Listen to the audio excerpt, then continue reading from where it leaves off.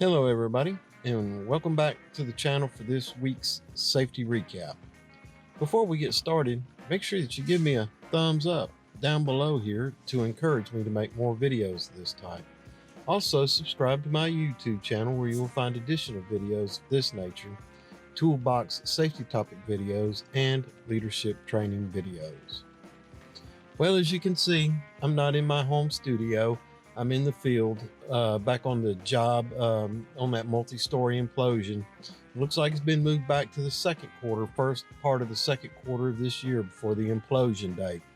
It's raining out and we've got a lot of work to do. But I wanted to go ahead and get this recorded and give you the safety recap. I did have the opportunity to visit several jobs this past week before I got here.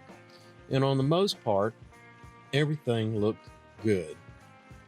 There were a few weaknesses, and I'll talk about those later on. But first of all, I'd like to talk about character. It has been said that change is the only constant in the universe. I, to some degree, agree. However, we can remain constant in some things as humans. Being a human being, we can choose to remain constant in our character. Now, character means a whole lot of different things. Good character, bad character, and there's a whole lot of traits involved with character. Integrity, honesty, on and on again. So the question is, what type of character? Are we honest or dishonest? Are we trustworthy or not? Are we dependable or not? Do our words carry weight, or are they empty and meaningless? These things are not subject to time, space, or gravity. They come from within the human. Some people refer to it as the spirit. At the end, we will be that person. Now, who is that person? We will be remembered is how we decide. I've written my epitaph. Have you? How do you wish to be remembered?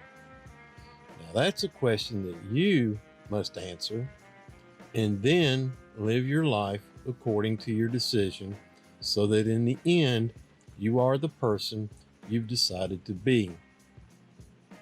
Choosing and maintaining good character is the toughest battle of all, and it is a battle that is won from within. Do the right thing. Okay, on with the safety recap. Let's talk about electrical hazards. Electricity remains one of the top 4 causes of injury and death in the construction industry. Please ensure that we use extension cords properly. Make sure they're routed out of harm's way so they don't get caught. I've seen them in doorways where the door could close on them and pinch them in half and electrify the door, cause a short circuit, cause a fire. I've seen them run across wood puddles. Make sure that they're out of the way and protected. Also, make sure that we properly install and use GFCIs when using electric power hand tools. Also, pay attention to the use of extension cords. Are they of the proper gauge? 12 gauge is the minimum. Ensure that we do not exceed cord lengths based on the tool that we're using. The longer the cord set, the higher the voltage drop at the tool, creating an electrical overload for the circuit and creating an electrically hazardous condition.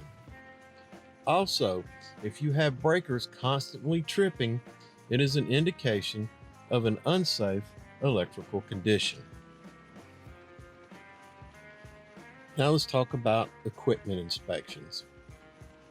Daily documented equipment inspections are required.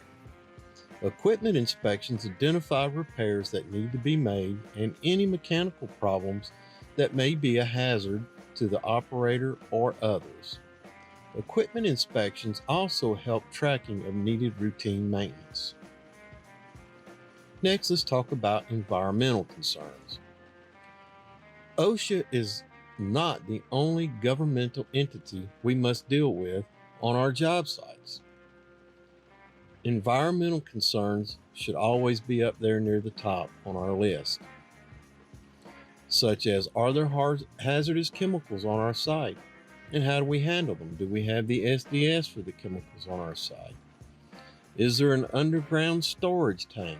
You'll see them on the plans called USTs. And then what was in those underground storage tanks? What about controlling stormwater?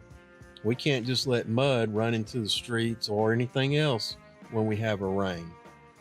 And then we have to talk about dust. Dust from the demolition process can not only be a hazard to our employees, but what about the surrounding area or the community if the dust gets off of our job site? And then the same line along environmental concerns is fluorocarbons. Now, HVAC units have fluorocarbons in them, and these units must be evacuated of any freon prior to demolition. That evacuation must be documented. Next, let's talk about environmental health and safety handbooks and SDS books. Corporate policy requires that there is to be a copy of the corporate EH&S handbook and SDS book on site and available for review upon request. Next, let's talk about competent person and prerequisite job documents.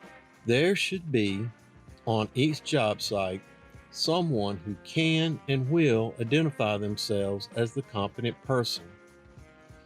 Prerequisite paperwork should be completed prior to the commencement of work activities. That would be the PTP, the Silica ECP, equipment inspections.